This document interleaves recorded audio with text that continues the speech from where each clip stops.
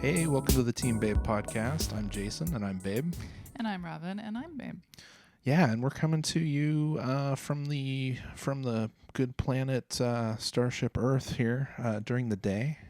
Oh, yeah, in the daylight hours. In daytime. Yeah, man. It's a little strange because we usually only do this at night. Yeah. I think this is only our second daytime recording. I think the first daytime recording went pretty good. I thought it seemed like. Yeah. And I don't think we were doing video at that time. We were not. So it was probably a little bit less obvious. I don't know if we talked about it either. Well, now it's very obvious, I would think. Because, there's sun coming in the window. Back there, right? And, yeah, that's not good for vampires, It is not good for vampires. Yeah. And, I'm vamping out, man. Are you going to hang upside down in your chamber later? Oh, yes, my darling. That's, I guess we need to watch some more of that show. There's a new season of the What We Do in the Shadows. Oh, that'd be good. I do love that thing. show. Yeah. And we're also day drinking. Now people know that it's the daytime. Cheers. Yeah. We're how is it that we got to be so horrible? So many years of practice, man. I mean, we've refined the horror that is our lives and our personas over many, many years. First apart, then together. Right. Then apart, then together again. Oh. Yeah. Right? Wait, when were we apart that second time? First apart, so that was at first, like we weren't like twins or anything like that, right? Right. And then we met as kids, we were apart, then back together. I got you. Got it? I got you. Sorry. Yeah, man, stick with me here. I wasn't sure what you were talking about there for a second. I was like, wait, did we break up and I missed it? Never mind. No. But anyway. You would have probably known. Today's daytime recording is brought to you by the fact that California went into phase 3, and so our child is not here. Yeah, it's a little difficult to record a podcast, I would think, when there's a curious, interested, and kind of funny little 13, almost 14-year-old dude cruising around the house. Yeah. Who you don't necessarily want to be part of the podcast at this point. He's like hopping mad that he's not, by the way. He wants to be on an episode? Oh, no, he wants to be the producer. He doesn't think we're doing it right, so... yeah, even though he's never been able to watch in an episode or listen to an episode. Is that why he has so many helpful suggestions as we're working on things? He's like, these idiots. They're doing it all wrong. He's probably right. Maybe we should get Charlie on an episode since we had Morgan on. Yeah, we should. That might be kind of fun, actually. We'll do that sometime. Yeah. Maybe after the mixtape is over. Oh yeah, that's a good idea. Yeah, we're getting to it, man. I mean, it's hard to believe, but and this is a little premature because we got some other shit to talk about. But like, this is episode 55 of Team Babe, and this is mixtape number. It's track 14. Track 14 on the mixtape. Yeah. And there's only 19 of these things, so I mean, what is that? Five more weeks. And then we'll have to figure out something to do with our lives. It's like after I after I finished Zelda Breath of the Wild, I had a couple weeks there where I was just kind of like not on firm footing. I'm getting my non-Zelda legs back under me. How's it going? How's Good. that coming along? Oh, it's going great. Well, it's because you started playing another Zelda game. Is that why it helped? You helped feel more solid, once... It's just not the same. Oh, it's not a replacement? Yeah, I kind of wish I could time travel back to before I'd ever played it and just, like, play it again with zero knowledge. That's kind of like reading a book again for the first time or something. You can't really do that. You only get one shot at the first time, Yeah, much like Eminem, you only get one shot. Yeah. I haven't felt that way about something in a very long time. Oh, that's interesting. A very long time. What have you felt like that about in the past before? Probably so sad, but probably the most recent of those would have been reading the You Suck books by Christopher Moore. Yeah. And I think that was about 2007. Only like 13 years ago. Yeah. haven't had any like pure joy or excitement. So that's not okay. But I mean, it is kind of true that I haven't really gotten super excited about a book series or like a movie or a magazine or you know what I mean? Like I really wanted to deep dive into it and get really like wrapped up in it. But that's probably just a symptom of the last 7 years or 13 years or it's been a time. Many long years it's been. So. Well, it's kind of interesting too, because like I mean, there's other stuff that you've like geeked out on or whatever. Like I can think of stuff like, I don't know, Rufus Wainwright's Want One record for me and you probably too. Like, right. But I don't feel the same way where it's like, oh, I wish I could go back having never heard that again and hear it over for the first time. No, but that was even before. I mean, that was like 2003. You know what I mean? Like I'm picking up at the last time where I was really like, there's a thing and I'm like super into it and I just want to it blew my mind and I want to like re-experience it again for the first time. Yeah. I don't know why it's different, why it seems different for me for like, from music to movies or something like that, but something about music in particular where it's like, I don't know if it would be as fun to hear this with, fully fresh ears again, but like with certain shows and stuff, I think there's so much like surprise involved. Yeah, exactly.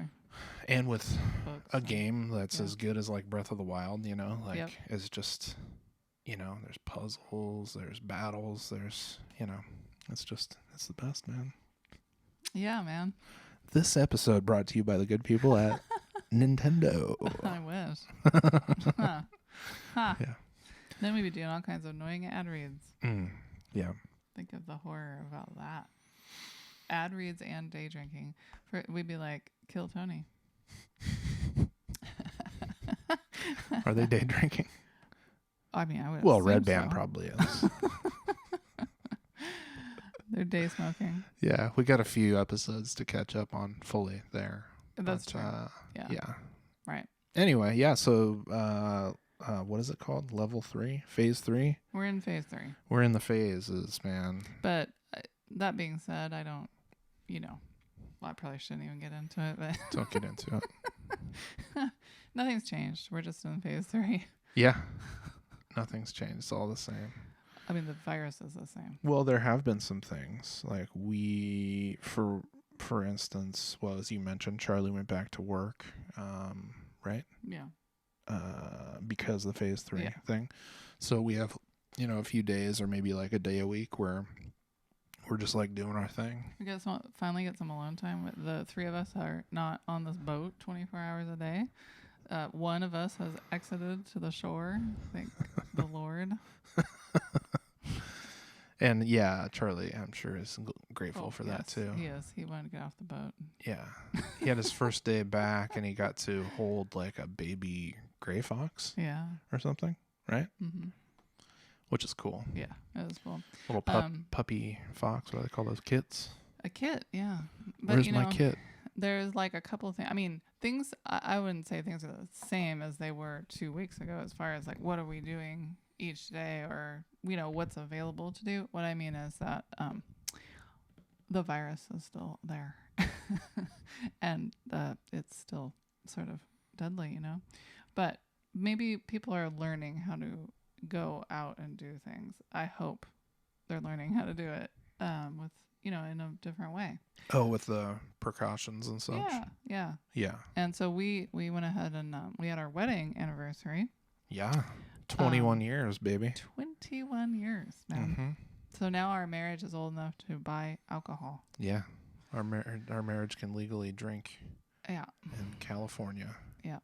And that's gamble? Or is gambling 18? Yeah, that's 18. That was ages ago, man. Yeah. Our marriage has been gambling since day one. And that's 23 years together now. 23. So that's where we're at. For anybody that's keeping score on our marriage. That's where we're at. But that does seem like an insanely long time. Yeah. But not really.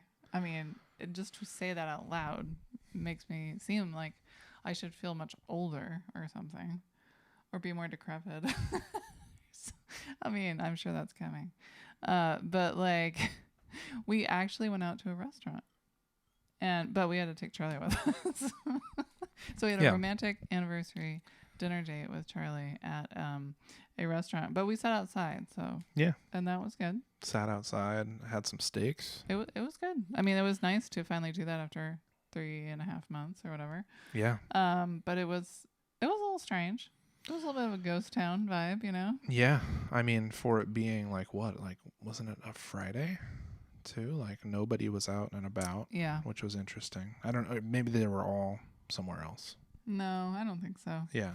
Yeah. But well, I think, like, you know, small town America is being hit and will probably continue to be hit like pretty hard by this situation. Oh, yeah. So I don't know, sure. like, how many places were even open. Like, we called a few different places and, you know. Right. It was not super easy to find one that we wanted to go to that was open, right. you know, and seating customers outside, basically.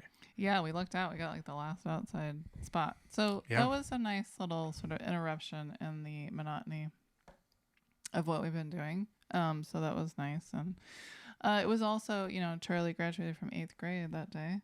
So we went to a 9 a.m. 8th grade graduation in a parking lot, and we all, you know, it was a drive-in graduation, as I think pretty much everybody has done this year, if it wasn't a just strictly remote graduation. And that was interesting. So Charlie graduated 8th grade on our anniversary. Yeah. And that was kind of funny. But it was good. And so that's kind of the end of grade school, you know? Yeah. And now it's just high school. And then dun dun dun dun, Charlie will be 18. College. Hopefully. Yeah. Oh, yes. Definitely. I mean, I might have to go back to college if he doesn't. I think we're all going to go to college. I mean, come on. Yeah. We're sick. We've been in the school of hard knocks for so long, you know. Yeah, I've got my master's degree in that. We want to formalize our education. We want to stop, you know, singing that Hard Knock Life song or whatever. Right. Yeah. I mean, like, at some point, I'd like to go back to school. But the idea of doing that right now seems insane. But, you know, you never know. Yeah, the idea of doing a lot of things that we used to just do is pretty weird now. I actually was telling a friend of mine that I regret not getting my law degree, like I thought I was going to in high school, for times like this, because it always seems like when things really go wrong, you know, and people need help and all these situations really need some kind of like massive overhaul, you know, the only people that can really do that are lawyers. Yeah. And I always feel like, well, dang it, if I was a lawyer, I'd be doing a lot more, you know? Yeah. I mean, you'd probably also have several $1,000s worth of student loan debt. Sure. Yeah. Possibly, unless you got that, you know, that scholarship for being so talented. Somehow I doubt it. You know, I think sometimes I think I'm talented, and then I go and do things like apply for jobs or, you know, whatever. And then I realize that I'm not actually that talented, at least in the eyes of other people who have degrees and whatnot. It's all relative, man. There's many levels to this game, as a wise philosopher of some kind said one time. Was it Keanu Reeves from The Matrix? Just kidding. No, I don't think so. I think he said, I know Kung Fu. That was his big line from that. He said, Trinity. Yeah. Yeah.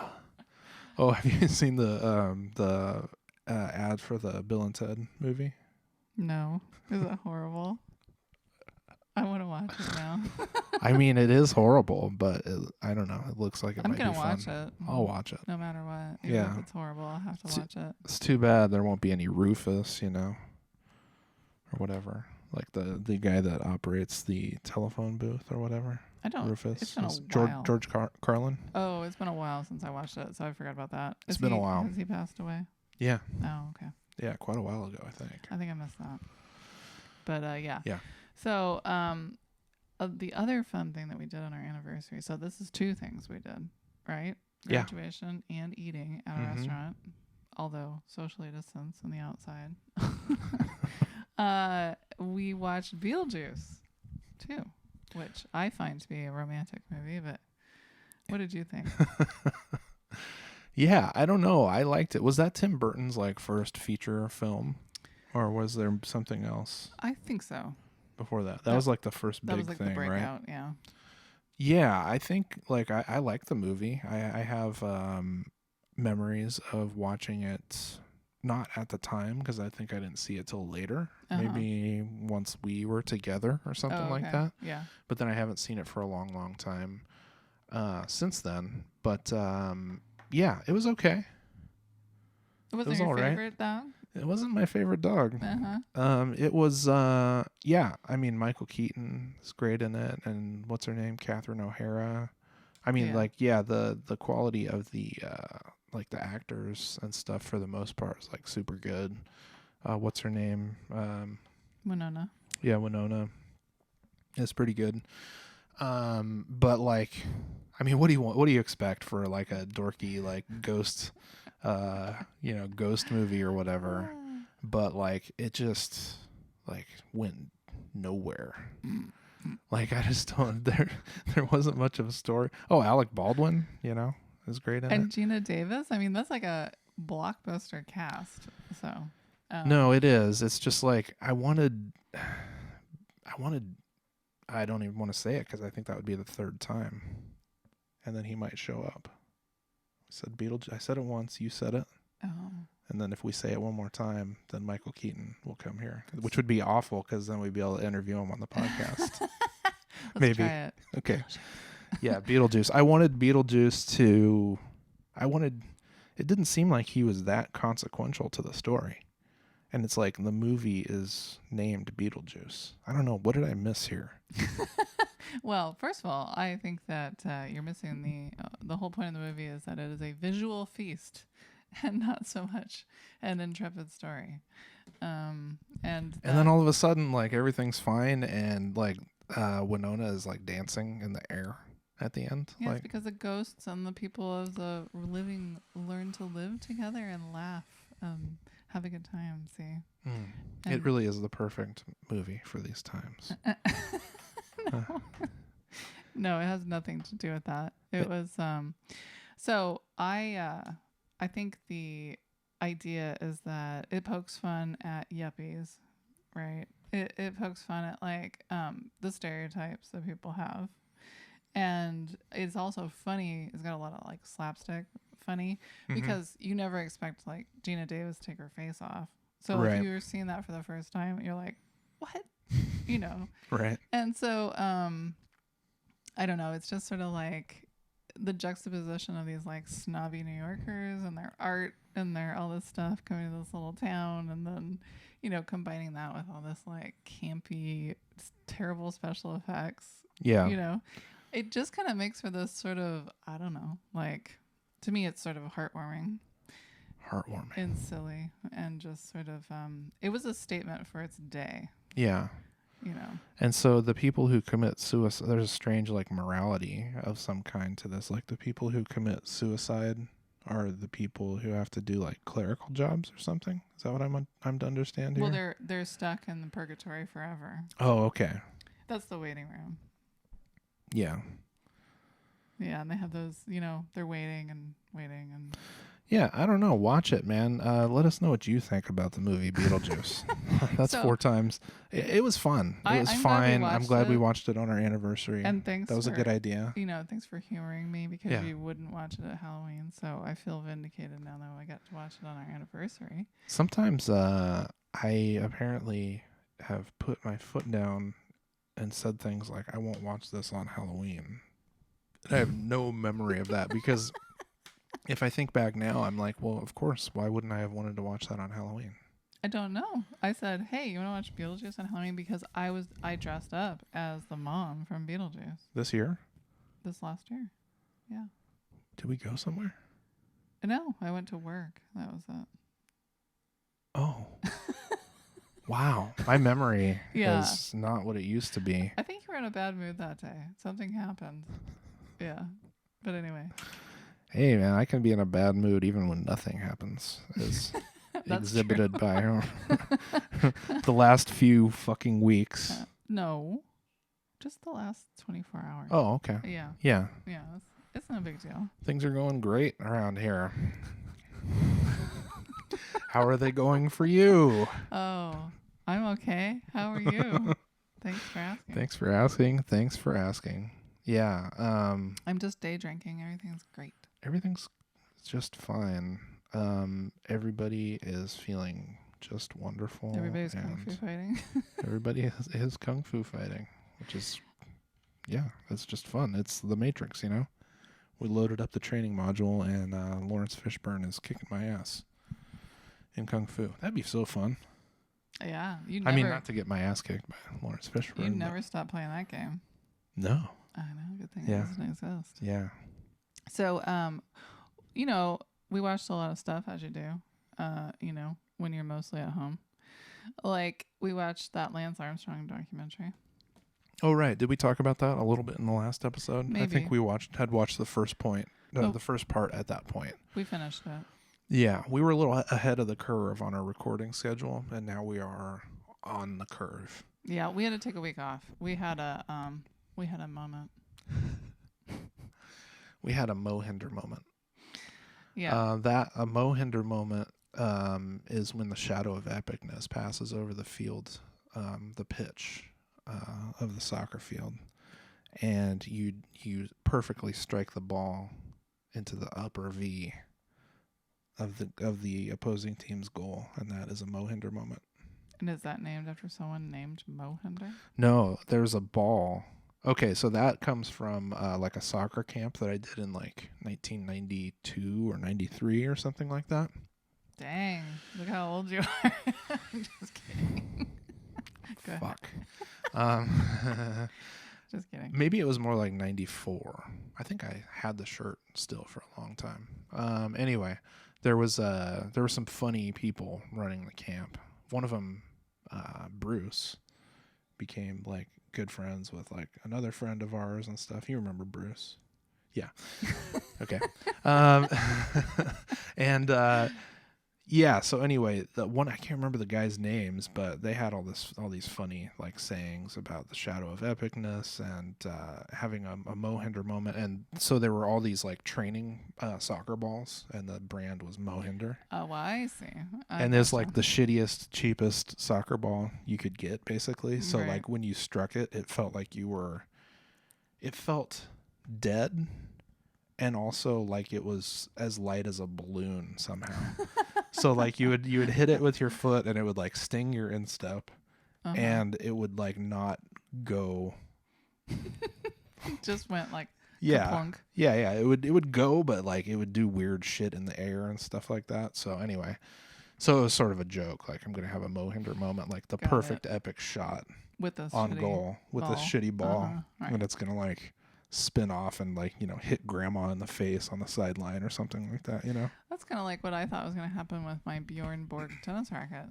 I thought I was gonna have a Bjorn Borg moment where I just whipped that other guy, Jimmy Connor's ass or something. Did Bjorn Borg whip Jimmy Ginny Connor? No, but you know who he got was gosh, what's his name? The guy with the curly hair that was such an asshole. Oh yeah, the guy that's just like me on the tennis court.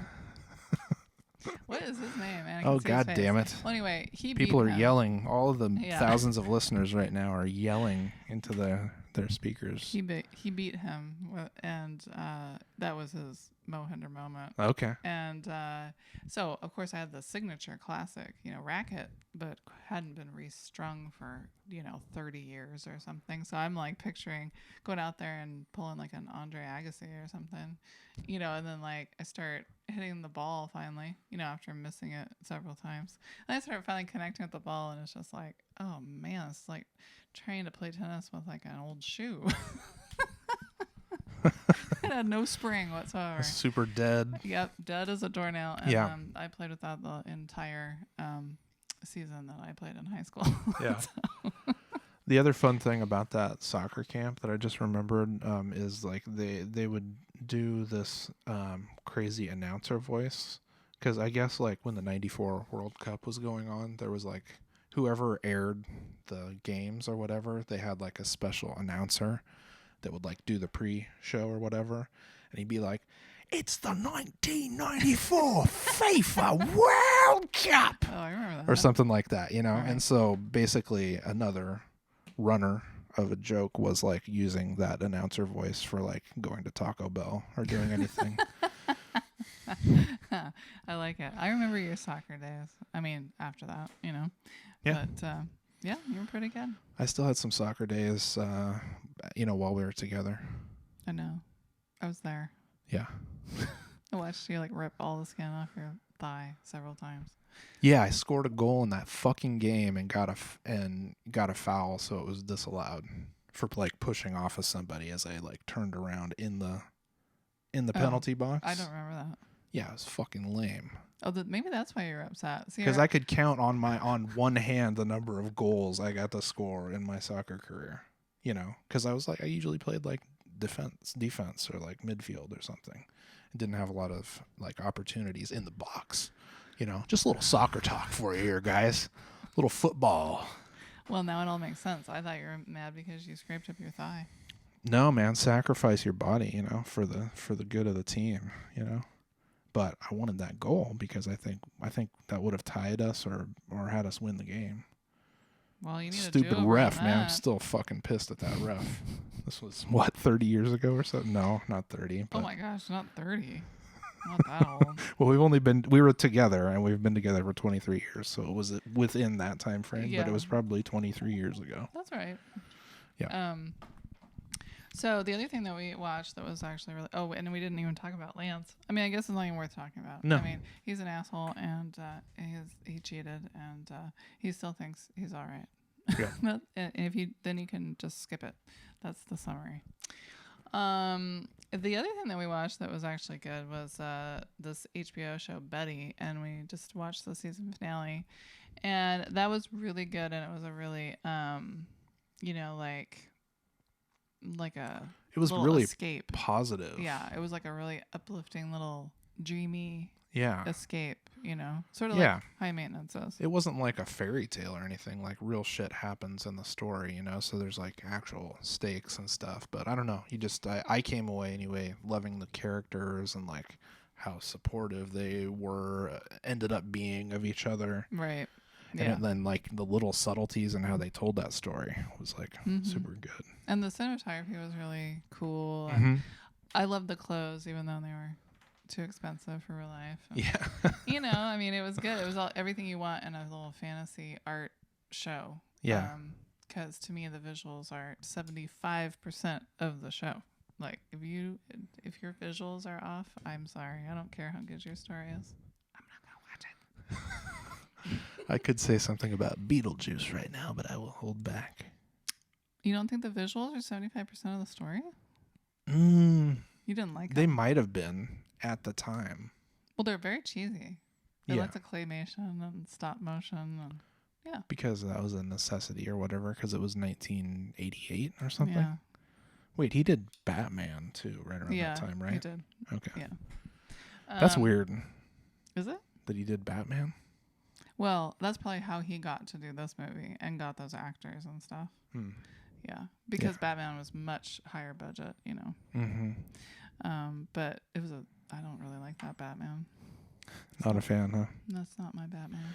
Yeah, Betty. Anyway, HBO's Betty. Check that out if you want a good show that's sort of like just fun and I think uplifting during this time. And I think another thing is we've been trying to kind of expand, like, I know for me, like, I'm somebody that tries to stay away from the news because I find it extremely disabling mostly and distracting. But we've been trying to, you know, in an effort to like educate ourselves a little bit and just try to pay attention to what's going on and what's really going on, what's, you know, just bullshit and all that sort of thing. We did listen to a Rush Limbaugh interview on a radio show called The Breakfast Club. And Breakfast Club's not something that we always listen to or anything, but I had heard of it before. And so, yeah, anyway, we we checked it out, and what did you think of it? What was your take on that? Yeah, it was a shit show for sure. You know, and there's a weird thing, like I think because of like, you know, who my family growing up and like this area and all the kind of like Republican conservative influence, like I listened to a lot of Rush Limbaugh. I remember that being a very much of a shock when to I was a kid, basically. I didn't find that out until I went on a trip with your family. Oh, and were we listening to like Rush Limbaugh? Oh yeah, so much. Oh my God. To the point where I was like, are we seriously gonna just listen to this? Like, first it was all good. Y'all started out with like a book on tape, and I was like, all right. And then like about 2 days into the trip, it was all Rush Limbaugh all the time, and I was like, oh my God, who are these people? Yeah. Anyway, you're like, what? So go ahead. Yeah, so I don't know. I think like the Breakfast Club and like Rush's show or whatever are both under the same like production company or radio broadcasting umbrella or something. So it's sort of like an unlikely pairing of, people to hear talking on the radio together. Right. It didn't seem like it was very productive. But I mean, the Breakfast Club folks, Charlemagne and the rest of the people, like, I don't know, they didn't back down on shit as you would expect, Yeah. But it just they didn't get anywhere. But yeah, Rush, I think still he's got like a great radio broadcasting voice and persona, like super distinctive. But I mean, of course, like the content is just crazy. And like the bottom line is like, I'm never going to change my mind about anything ever. That's like the whole that's what Rush Limbaugh vibe. Yeah.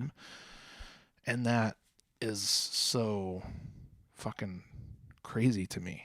Yeah, like that was his statement. Like, I will never open my mind to liberal ideals or whatever. Yeah, to liberalism. And that's it for me. And I'm gonna die, a card carrying conservative to the end, no matter what I hear. So it's like, in that way, is it how is that? You can't really have a conversation with someone like that and expect there to be progress on their side. I think it is good to attempt those conversations in an effort to one, show that you'll have a conversation with someone you disagree with, and two, to kind of expose their closed-mindedness or their opinions or whatever. But I know from my own personal experience that there's no persuading someone like that. Well, really, there's no persuading, someone, and like, somebody else on another podcast I listened to, kind of said this basically, like the whole thing about living in a different reality from somebody. Yeah. And like, especially if somebody is clearly going, I will never consider your point of view to be valid. It's like, well, why bother?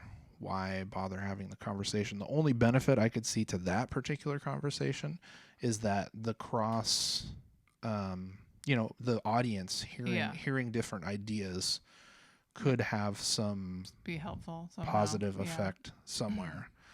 But yeah, I mean, like, and the crazy thing to me is like, for that Rush thing and for me listening to that, so much as a kid, and like the kind of residual hangover of that, of like sort of conservatism being sort of like the baseline in my life for a good portion of time, is like a self-fulfilling thing. Because if part of your whole vibe and your mantra is that you're not going to change your mind about something, that you're so sure you're right,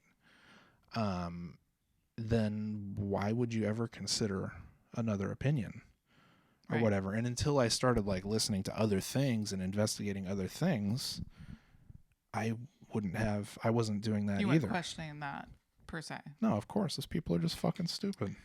Yeah, and I think that's really where the education part comes in, because it's like, this is why everybody always comes back to education being so important to change, or just moving forward, or like letting go of some of these like really old-fashioned ideas. And a lot of conservative people are kind of holding on to some very old-fashioned things that make them feel comfortable, or they just feel are right or whatever.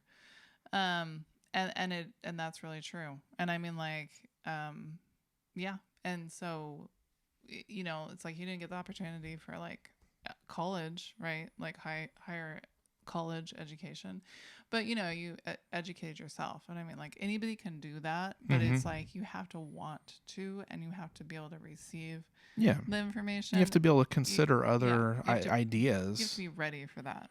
And, you know, and sometimes that takes a while. Well, hey, you know, this is sort of like raising my hackles right now for whatever reason, but like maybe I need to look there's something here. Maybe I need to look into this a little deeper. Like, you why know? does this make me uncomfortable? Or why, what am I holding on to so tight here? That's like, And I mean, I've been in the same boat too, but I think the difference between you and I is that like, I think you're growing up, you definitely had a, a close relationship with your family, as you should, and trusted their opinions and, you know, the way they feel about things, which is totally natural. I think that's sort of the influence that parents have on kids. But I didn't have that particular experience. Like, my experience was really different. So I just came... I came at like seeing things from my own point of view earlier, but that's just like survival. That's just like, you know, was a different situation. So, right. But you could have also been like,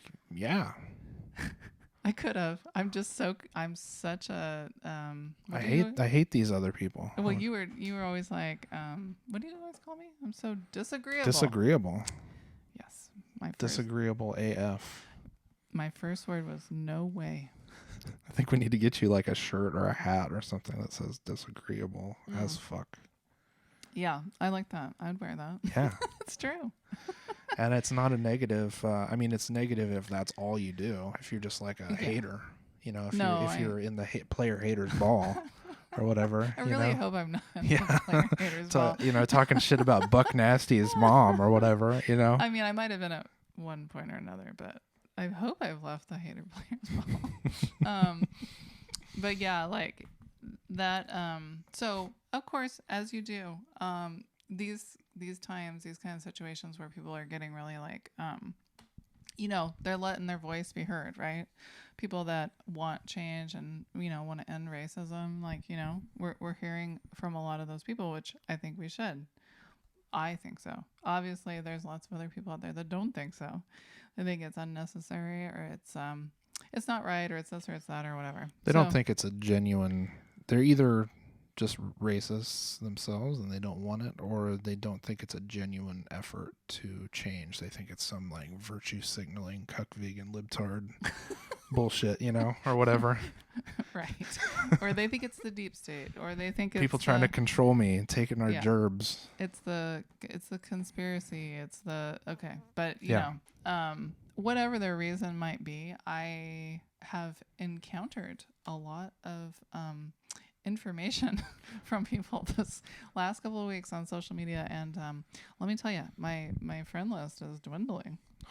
And that's not like, you know, everybody says like, oh, you just want to be in an echo chamber of like hearing your own opinion back to you. Well, no, I don't, because like I encounter enough racist opinions and stuff in the real world where I don't need to surround myself with it and social media to feel like I'm keeping myself in check. So that's just me. But anyway, a couple of things, you know, came up this week where it reminded me of something I totally forgot about.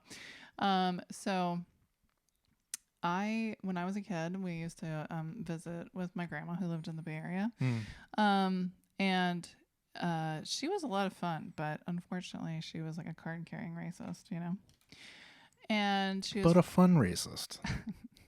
I mean, she was fun in that, comparing her to my other grandparents, she was fun because she was funny. I mean, she had a sense of humor. Yeah, it wasn't. She was necessarily a snappy like, dresser. Okay, you know, outwardly mean and you know. Well, not mean to me. No, yeah, because you're white. Sure. Well, she was a little bit mean to me. I mean, even within our own family, she had her people she put on a pedestal and people she didn't. Was she mean to you? It was just that, so little comments like about like nose size or something like that. No, or it like was more like your boobs aren't big enough or something.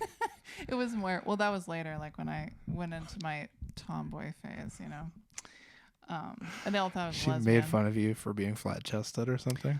No, she she loved these two cousins that I had. Yeah. And those two were her favorites. So what she would do is she would put their portraits above the fireplace. And now these are not like a little, like 5x7. We're talking about like a 16x20. Like the Sistine Chapel. Yeah, like, I mean, a huge portrait above, like, please worship this daily. This is the altar of my favorite grandchildren, I never made it. You never made the mantle? Nope. Nope. Not even when she knew I was coming. She didn't even put my picture up just for fun. So I wasn't the favorite. And I think part of the reason was because, one, I didn't live there. I wasn't with her all the time. And two, I didn't want to please her, So anyway, I like that. Never made the mantle. I never made that mantle. And you know what? In retrospect, that's 100% A-okay with me. Maybe that's the name of our anti-racist podcast. Never made the mantle. Yeah. So we were all having dinner. Hold on. Oh, or sorry. maybe it's like our podcast about drilling to the center of the earth. Oh, the mantle. Yeah. Nice. The layer right before the never made it of, through like, the crust. lava or whatever. Right. What's the mantle? Is the mantle like a couple miles down? I think so. It's the thing that, keeps that boiling hot magma, in place, Okay. So it just goes up to the little spouts that are the volcanoes. Anyway, Sorry. that's okay. So, like, I remembered after seeing what I would consider to be racist post from my cousin, I was the irony is that, Was this a one who made the mantle?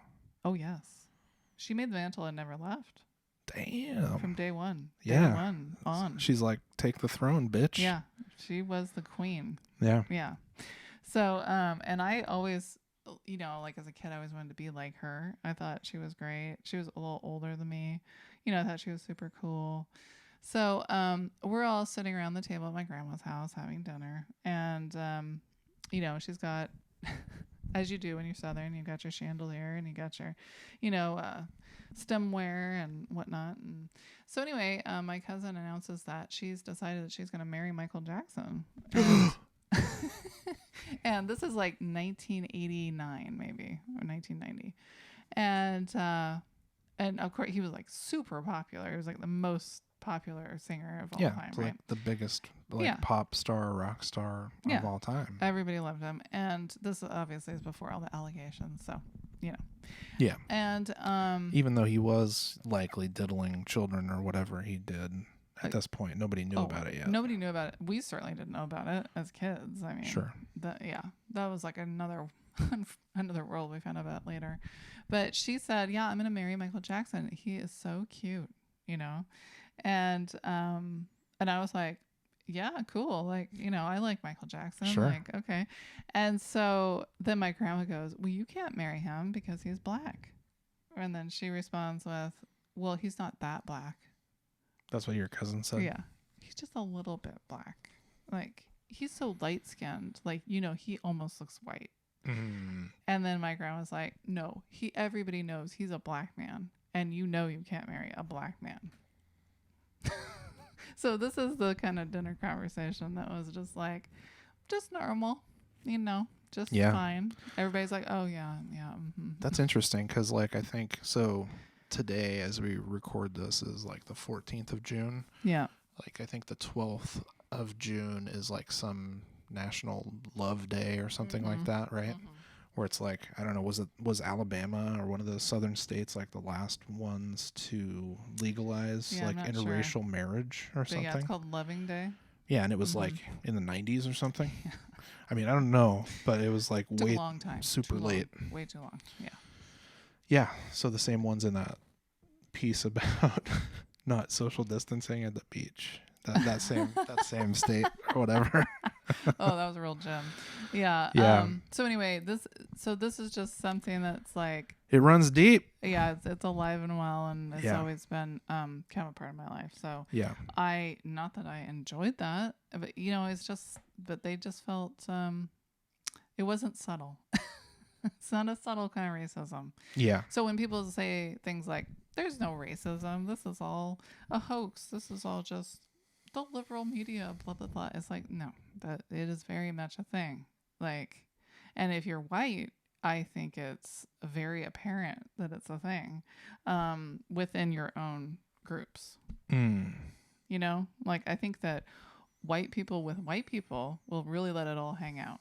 That's my experience. And maybe if there was somebody there that was black, they might, out of polite society-ness, hold back. Yeah. You know, or to save face with somebody else. Right. But to not have a confrontation of some kind. Yeah, just this week I had a conversation with someone where they let it all hang out. They feel like talking to me is some kind of safe space because we're all white.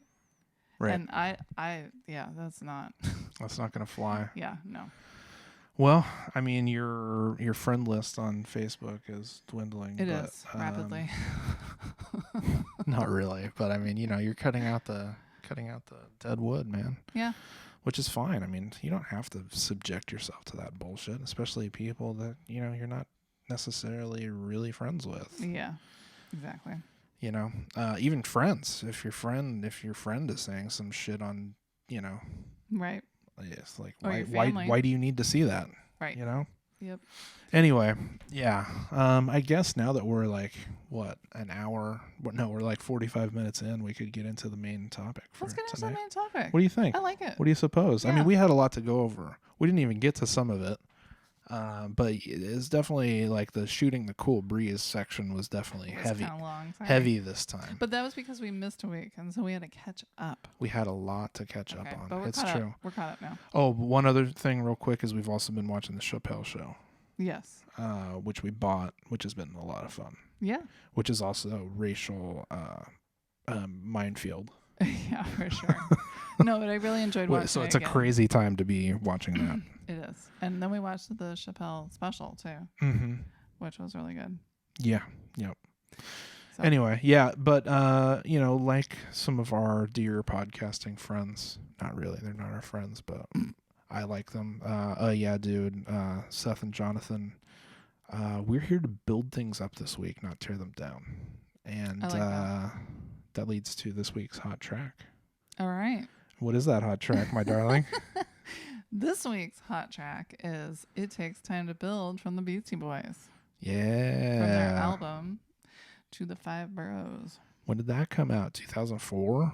Yeah. And it's funny because that's one of the sort of sleeper albums I think maybe people don't listen to very much because it was so long after like Ill Communication and all that. But it's a really good album. Like I would say there's only like maybe one stinker on there. Like it's a good solid album.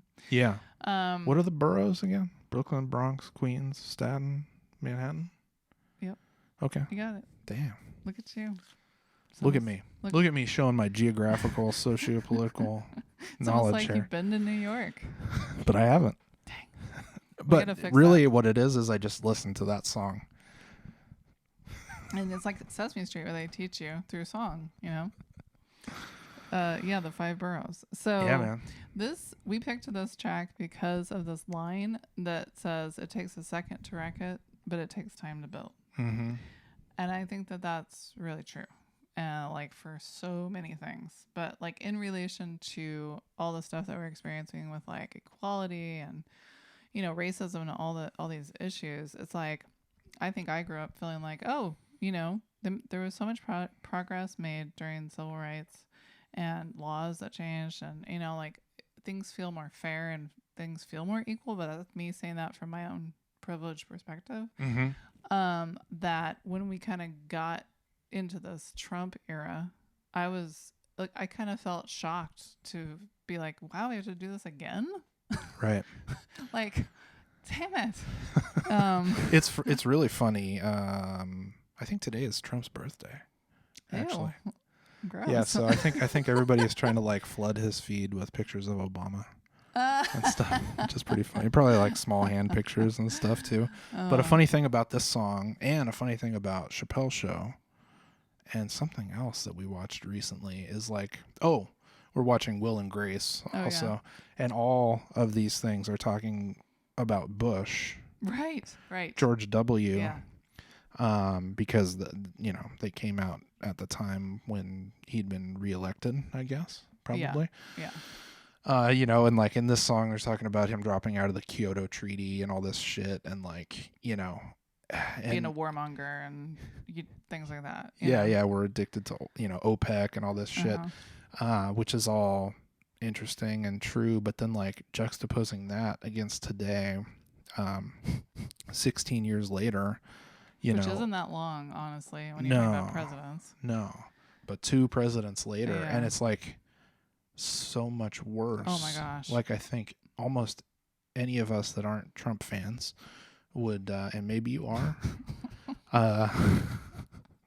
Please go away. Jesus Christ. I'm just kidding. Don't alienate half of our audience, man. No, I'm just joking. Racists can fuck off. And Trump fans, 100. If you're racist, can fuck off. Unless you have some good reason, but I can't think of what that would be. But, you know, convince me. I'm that guy sitting at that table in the park. You convince me. Why it's good. Because it's not. But yeah, so anyway, I forgot where I was going with that. So basically, like, I mean, we've had this conversation where we both were like not on board with, I mean, I assume we were both not on board with Bush at the time. I don't know, maybe you were still coming out of your Rush Limbaugh hangover, but like I remember just thinking like, what an idiot. This guy's such a dummy. Like, oh, what a stupid president. I mean, I was really kind of like, you know, I don't like this guy. He's just, and now compared to Trump, I would have George W. back any time. Right. Not that that's the right thing to do in this moment. No. But just in comparison, his badness or his his motives or whatever, his actions were not great, but they were completely different than Trump. Yeah. Like on a completely more polite. He was like, you know, polite, sort of knew how to say some right things, do some right things. You know, wasn't a great speech maker per se, but you know, seeing him of a painter though. Yeah, seeing him outside the presidency, I'm just kind of like, he's a much nicer person. Yeah. Than Trump. But you know, he's part of the whole, all the lizard people and all this shit. You know, the deep state lizards and the Get Fresh flow. He's not part of the Get Fresh flow. Let me tell you that. I think he might be part lizard. You know, I think people that live in Texas must be part lizard to be able to brave that weather and those geographical conditions, you know. It looks nice, man. I don't know, man. I drove through Texas and I haven't gone back, but I didn't go to any of the cities. It was just all the in-betweens, you know. Yeah, I'm sure the cities are great. I'm sure they are. But anyway, like the Beastie Boys, they're like all about you know, being like activists, you know, standing up for stuff like through their music or through their lyrics, like trying to use their platform for good, I would say. Yep. You know, I mean, they were total asshole dickheads in the 80s. Like, not going to deny that. Like, they were just like beer drinking frat boys. Yeah. With the giant dick on stage, you know. Yeah. And like womanizers and all that stuff. Although, I mean, at least they were like, what, 20 or something when that happened. I mean, everybody's going to make mistakes. The thing that's different about them is that they at least change their tune and like try to do something about it and to put more positive stuff out there. And, you know, like I went to Free Tibet and that was a huge activist fundraiser concert for Tibetan issues and stuff. So it's, you know, it's like, it's kind of like, what do you want to be remembered for? What do you want to be known for? You know, they could have just gone on to eternity just being dickheads. Sure. Yeah, like just raking in the cash. I don't know what would be an example of that, like Kid Rock or something. Probably. Yeah. I mean, just somebody that just doesn't give a fuck, and they're Kid Rock's the best. I don't know. Maybe he's a super nice guy. I think it's just like, I mean, honestly, Michael Jackson probably would be a great example of that. He is somebody that he did not use his power for good. He spent all of his money. He abused people. You know what I mean? Like he just became a narcissist and yeah, and a chimpanzee abuser or whatever. I mean, I don't know. That's like a wild allegation. Like taking your platform and just letting it destroy you. Yeah. You know, because but of babe, Thriller. Oh, he came out with Thriller. I know. Like that Dave Chappelle sketch. I know. No, I love Thriller. I mean, I love his music. It's such a bummer, but yeah. But what did he leave behind? You know. Yeah. An empty theme park. Right. Yeah, but and then like, one of the Beastie Boys, passed away. But I feel like he at least left behind sort of like this example, of how you can change your mind. You can try to do good, while you're here. Like conscious, being conscious rock or hip hop or whatever. Yeah. Seems like that fairly early in the 90s. Like they're already sort of, or at least MCA. Yeah, they changed their tune. Was moving in that direction or whatever. And it was kind of interesting to see that part of that Apple TV documentary that was talking about that too. Yeah. And so it's like they're white boys, right? But they're in the hip hop world, but they still, I think they're respected because, they weren't assholes forever. Yeah. And I just feel like that's a nice... Except for Ad Rock. I think he's kind of an asshole. Maybe. He's a brat for sure. Yeah. But I don't know. Maybe fucking guitar players, man. Who knows what he does in his personal life. But, yeah. But hey, maybe we should all try to be like the Beastie Boys a little bit more, Yeah. Like change it up. I think it's true, man. Yeah, except we should all not die like MCA did. He did. He died way too early. But we have very little control over that. That's for sure. Yeah. Like you got to make the most of it while you're here, right? Yeah, man, because it takes a second to wreck it. But it takes time to build. Yeah. So I think, what do they say? So just chill. I don't really get that part. So just chill. What are we chilling on? Are we telling them to chill? So it's like before you make this action, right? That's gonna wreck everything. Yeah. Take a second to chill. Like think about it. Right. Is what you're doing gonna like mess it up for everybody? Mm-hmm. Yeah. Yeah. I think it is gonna mess it up for everybody. Don't do it. No matter what I'm gonna do. Don't do it. Yeah, you wrote down a MCA quote here. Did you want to say that? Oh yeah. So MCA, he's Ad Yauk, right? And Adam Yauk. And he said, with the interconnectedness that we share as one, every action that we take affects everyone. So in deciding for what a situation calls, there is a path for the good for all. Is that like a song lyric, or is that just something that he wrote? That's a song lyric. That's part of the song, actually. Oh, this song? I think so, yeah. Because I was reading that the other night when we were talking about this, and I was like, I couldn't put that into the flow of that song. Mm-hmm. But again, I'm nowhere near as good of an MC as the Beastie Boys. Oh, I thought you were going to say as me. Oh, as Robin Banks. Just kidding. DJ Robin Banks. You don't even MC, man. You're just a DJ. You're like the Dr. Dre of this shit. I'm just a rapper. Dre does rap sometimes, but it's not very good. What are you trying to say? What's the best Dre verse on a song? Oh, it's from the one he did with Eminem. Oh, you forgot about Dre? Yeah. Uh-huh. Oh, that is a good one. Yeah. Mm-hmm. Stop coming up to me and all this shit and jet skis and... Well, because, like Dre is always like kind of a slow rapper, Yeah. And like he never really did like the fast. Like Eminem must have like, made him smoke crack or something. No, I think he just got like mad and then his rapping improved. I've seen him do it live. I mean, he can do it. Oh, yeah. Like that faster paced, rap. God damn those bass lines and shit, though. Jesus Christ. I mean, like, talk about producing. Talk about it, babe. Talk about producing. Do you want to talk about producing? I don't even know. Yeah, man, you've been producing this show. How are you liking being a producer? That's great, man. I passed the producer torch on to you. Yeah, it's fine.